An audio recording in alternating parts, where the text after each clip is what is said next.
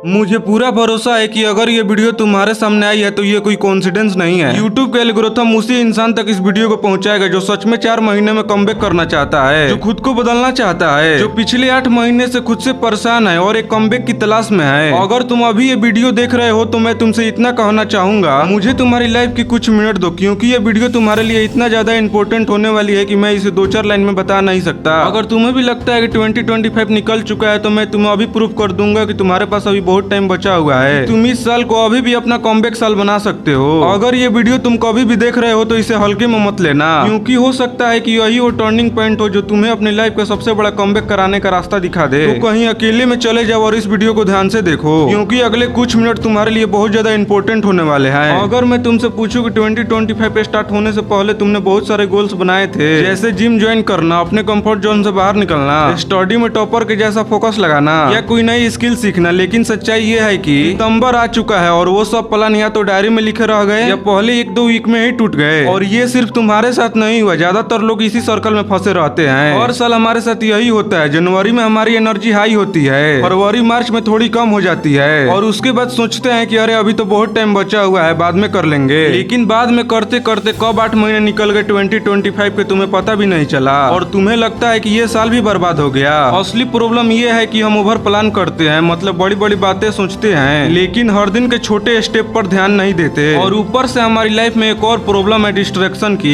Mobile, social media, comfort zone, gaming, ये सब दिन भर हमें बिजी रखते हैं और हर दिन हमारे अंदर इम्पैक्ट छोड़ रहे हैं। तो अगर तुम्हें अभी गिल्ट हो रहा है कि तुम्हारा 2025 वैसा नहीं गया जैसा तुमने सोचा था तो रिलैक्स करो, तुम अकेले नहीं हो। लेकिन इम्पोर्टेंट बात यह है कि ये वीडियो यहीं पर ट्विस्ट लेगी, क्योंकि आखिरी 4 महीने में मैं तुम्हें वो देने वाला हूँ जिससे तुम अपने पूरे साल को बर्बाद होने से बचा सकते हो। अब तुम्हारे दिमाग में ये चल रहा होगा कि साल के इतना हिस्सा तो निकल गया, यानी 8 महीने तो बर्बाद हो गए, अब तो कुछ नहीं हो सकता, अब तो बहुत देर हो चुकी है। लेकिन सुनो, कभी भी देर नहीं होती। हमारा साल कैसा भी गुजरा हो, लेकिन लास्ट में याद हमेशा वही रहता है कि तुमने उसे खत्म कैसे किया। मान लो कोई इंसान पूरे साल सीरियस नहीं रहा, लेकिन आखिरी के कुछ महीने में उसने कुछ नई स्किल सीख ली या अपने लाइफ की एक बड़ी प्रॉब्लम को ट्रैक कर लिया, तो उसका पूरा साल उसके लिए मीनिंगफुल बन जाता है। अब बात यह है कि तुम्हें बचा हुआ वक्त छोटा लग सकता है, लेकिन अभी तुम खुद से कमिटमेंट करो कि मैं इस साल को बर्बाद नहीं होने दूंगा, चाहे कुछ भी हो जाए। तो तुम्हारे बचे हुए टाइम का डायरेक्शन ही बदल जाएगा। तुम्हारे पास इतना टाइम बचा है कि तुम एक स्ट्रॉन्ग कमबैक कर सकते हो और यही तुम्हारी असली टर्निंग पॉइंट भी साबित हो सकती है। अब सवाल ये आता है कि अगर पिछले 8 महीने निकल गए तो बचे हुए 4 महीने में ऐसा क्या किया जा सके कि जिससे पूरा साल बर्बाद ना लगे। देखो, यहाँ कोई जादू ट्रिक नहीं है, ये सब प्रैक्टिकल है और मैंने भी यही ट्राई किया है। सबसे पहले तुम खुद पर गिल्ट करना छोड़ो। पिछले कुछ महीने तुम कंसिस्टेंट नहीं रहे, अपने गोल्स तुमने पूरे नहीं किए, बहुत टाइम बर्बाद किया। लेकिन अगर तुम बार बार वही गिल्ट में फंसे रहोगे तो कमबैक करना पॉसिबल ही नहीं है। तुम्हें रिसेट करना होगा। आज अभी खुद से ये कहना होगा कि ठीक है, जो हो गया सो हो गया, अब बचे हुए 4 महीने में मैं 0 से शुरू करता हूँ। दूसरा कदम ये है कि टारगेट क्लियर रखो, मतलब एक चीज को पकड़ो जो अभी तुम्हारे लिए इम्पोर्टेंट है, पढ़ाई, स्किल, फिटनेस या कैरियर से रिलेटेड कोई गोल्स, लेकिन एक ही। क्योंकि जब हम सब कुछ साथ पकड़ लेते हैं तो आखिर में हम कंफ्यूज हो जाते हैं और इसी कारण से हम शुरू ही नहीं कर पाते हैं। फिर आते हैं छोटे कंसिस्टेंट सेक्शन, मतलब रोज के 20-30 मिनट के छोटे स्टेप, और यही छोटे स्टेप मिलकर एक मोमेंटम बनाते हैं। और हमेशा याद रखना, कमबैक चाहे किसी भी चीज में करना हो, लेकिन कमबैक हमेशा कंसिस्टेंसी से ही आता है। तीसरी चीज है डिस्ट्रैक्शन पर कंट्रोल करो।